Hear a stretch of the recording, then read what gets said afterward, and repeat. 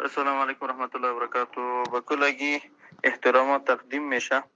عزیزای دلم کلتان یک دانه فیسبوک اصلیتان لینک فیسبوکتان در اینجا پرتین و یک فیسبوک مستعار کوشش کنین به نام خانما باشه بهتر است و هم یک عکس پیدا کنین که حجاب اسلامی وارد داشته باشه، یک چیزی که عکس نباشه مشکل نیست، به نام مستعار به نام دختر جور کنین دیگه.